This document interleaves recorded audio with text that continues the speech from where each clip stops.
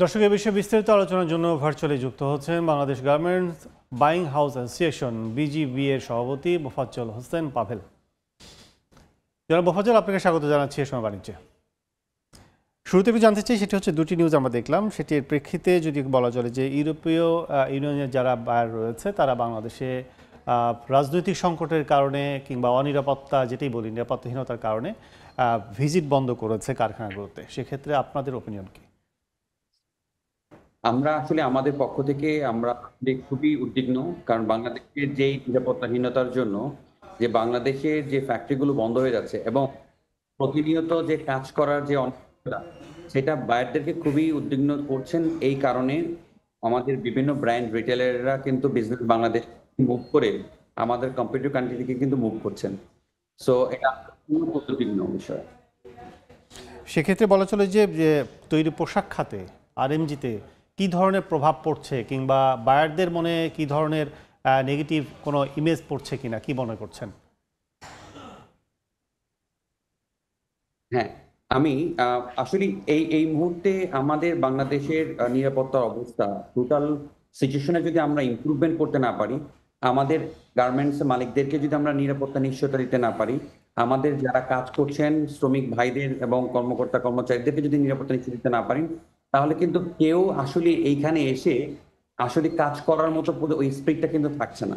আমরা প্রতিনিয়ত কিন্তু আমাদের এই পুরো সেক্টরের নিরাপত্তাহীনতার কারণে আমরা সুনাম কিন্তু আমরা হারাচ্ছি। আমরা প্রত্যেকটা কিছুদিন আগে বাংলাদেশের বড় রিটেলার, ইংল্যান্ডের বড় রিটেলার দুইটা নেক্সট এবং মার্কস স্পেন্সার এর টপ ম্যানেজমেন্ট বাংলাদেশে আসছিলেন। তারা কিন্তু বাংলাদেশের অবস্থা দেখে কিন্তু তারা খুবই উদ্বিগ্ন হয়ে গেছে। তাদের ফ্যাক্টরিতে প্ল্যান ছিল, তারা ঠিক মতো যেতে পারেনি। তো এইটা কিন্তু আমাদের জন্য বড় একটা মেসেজ। পাশাপাশি ওভারঅল সার্কেল যে ওভারঅল বাংলাদেশের সিচুয়েশনটা আমাদের হাত থেকে চলে যাচ্ছেন। তো আমরা ইতিমধ্যেই আমি গভর্নমেন্টকে রিকোয়েস্ট করব যেন আমাদের গার্মেন্টস ইন্ডাস্ট্রিতে নিরাপত্তা জোরদার করা হন। যে অনিশ্চয়তার মুখে আমরা চলে যাচ্ছি, সেখান থেকে যেন আমরা দাঁড়াই, কারণ না হলে আমাদের সুনাম এখন বহির্বিশ্বে যতটুকু আছেন ততটুকু কিন্তু নষ্ট হয়ে যাচ্ছে। আপনারা মিডলম্যান হিসেবে যারা বাইং হাউসে আছেন, কারখানায় প্রোডাক্ট উৎপাদন, পণ্য উৎপাদনের ক্ষেত্রে শ্রমিকদের মধ্যে অসন্তোষ যাতে না হয়, গুজব সৃষ্টি যাতে না হয়, এর মাধ্যমে যে বিশৃঙ্খলা তৈরি আমরা দেখেছি 5 আগস্টের পরবর্তী সময়ে, সেক্ষেত্রে আপনাদের দায়বদ্ধতা কতটুকু, কি মনে করেন? আমি মনে করি আমাদের অনেক দায়িত্ব নিতে হবে এবং আমরা দায়িত্ব বোধ নিয়ে কাজ করছি। আমরা বিভিন্ন রিটেলারদের সাথে, টপ ম্যানেজমেন্টের সাথে মিটিং করছি। তাদেরকে বোঝানোর চেষ্টা করছি যে বাংলাদেশে যে একটা পরিস্থিতিতে যাচ্ছে, এইটা আসলে আমরা এমন একটা জাতি, যখন আমরা পড়ে যাই আমরা কিন্তু আবার রুখে দাঁড়াই। আমরা এই এই যে পরিস্থিতি যাচ্ছে এইটাকে মোকাবেলা করার জন্য আমরা প্রস্তুত আছি। তো আমরা চেষ্টা করছি তাদেরকে কনফিডেন্স দেওয়ার জন্য। তো ধরেন এই যে মিডিয়াগুলোর মাধ্যমে অনেক বহির্বিশ্বে যে কম্পিউটার বহির্বিশ্ব মিডিয়াগুলো কিন্তু আমাদের দেশের খবরগুলো খুব নেগেটিভ ভাবে প্রচার করেন, যেগুলো ভাইদের মধ্যে কিন্তু একটা উৎকণ্ঠা সৃষ্টি করেন। তো আমরা প্রতিনিয়ত চেষ্টা করছি একটা সুন্দর একটা মেসেজ দেওয়ার জন্য যে আমাদের আগামী ফেব্রুয়ারিতে আমাদের ইলেকশন আছেন, ইলেকশনের মধ্যে সুন্দর একটা ইলেকশনের মাধ্যমে নতুন দল দায়িত্ব নেবেন এবং আমাদের পরিস্থিতি খুব কন্ট্রোলের মধ্যে আসবেন। আমরা কিন্তু প্রতিনিয়ত কিন্তু বিভিন্ন মাধ্যমে আমাদের ক্লায়েন্টদেরকে কনফিডেন্স দেওয়ার জন্য চেষ্টা করছি। আমার বিশ্বাস শুধু কিন্তু এটা আমাদের মধ্যেই না, এখানে কিন্তু ইন্টারিম গভর্নমেন্ট কিন্তু এগিয়ে আসতে হবে। এখানে নিরাপত্তা নিশ্চয়তা দিতে হবে, কারণ আমাদের বাইরেও কিন্তু কিছু কম্পিটিটিভ কান্ট্রির কিছু যেটা আপনার যে দুষ্কৃতী মিডিয়া আছেন বহির্বিশ্বে, তারা কিন্তু বাংলাদেশকে ঢালাও ভাবে খারাপ ভাবে প্রচার করার জন্য কিন্তু তারা প্রস্তুত আছেন। তো সেদিকে কিন্তু আমাদের চোখ কান খোলা রাখতে হবে। সেক্ষেত্রে পাবনা যদি বলি যে সারা বিশ্বে যে আরএমজি ক্ষেত্রে যে গ্রিন কারখানাগুলো রয়েছে তার ভিতরে সবচেয়ে বেশি হচ্ছে বাংলাদেশে। সেক্ষেত্রে এই কারখানা বেস ধরে আসলে বিদেশি বায়ারদের মনে কতটা আমরা আশ্বস্ত, যেহেতু বৃদ্ধি করে চলেছি, আরও কতটা ইমেজ বিল্ড আপ করার সুযোগ রয়েছে, কিভাবে করা যায়, সেক্ষেত্রে আপনারা বিজেএমই এবং আপনারা যৌথভাবে কাজ করছেন কিনা? হ্যাঁ, ডেফিনেটলি আমরা গ্রিন ফ্যাক্টরি দিকে থেকে উই আর নাম্বার 1 মানে নাম্বার অফ কোয়ান্টিটি এবং টোটাল যদি আমি দেখি, আমাদের গ্রিন ফ্যাক্টরি কিন্তু একটা জিনিস মাথায় রাখতে হবে। গ্রিন ফ্যাক্টরি কাস্টমারদেরকে একটা কনফিডেন্স দিয়েছে এবং আমাদের যে গ্রিন ফ্যাক্টরির যে প্রোগ্রেসটা যদি দেখেন, আমাদের বিজনেসের প্রোগ্রেসটা কিন্তু ঠিক তেমনি দেখেন যে 2005 এর যে আমরা $7.9 বিলিয়ন থেকে 2025-এ আমরা $39 বিলিয়ন, একটা বিশাল ভালো একটা প্রোগ্রেস কিন্তু হয়েছে। তো তো আমরা এটা কিন্তু ওই যে গ্রিন ফ্যাক্টরি এবং বাইরেদেরকে বিভিন্ন ধরনের কনফিডেন্স দিয়ে যে আমরা উই আর 100% কমপ্লায়েন্ট, আমাদের ভালো সর্বোচ্চ গ্রিন ফ্যাক্টরি বাংলাদেশে আছেন। কিন্তু এই মুহূর্তে যখন ফ্যাক্টরি অনিশ্চয়তার মধ্যে যখন যাচ্ছেন, একটা কাস্টমার কিন্তু চিন্তা করবেন যে আমি গোশটা অর্ডার প্লেসমেন্ট করেছি, আমার এটা স্প্রিং এর অর্ডার অথবা সামার অর্ডার অথবা অটোম উইন্টার অর্ডার নির্দিষ্ট সময় আসতো। ধরেন ক্রিসমাসের প্রোডাক্ট যদি বাইরে অর্ডার প্লেস করেন, সেটা যদি জানুয়ারিতে ডেলিভারি স্টোরে যান, তাহলে সেই গোশটা নিয়ে কিন্তু সে কিছু করবে না।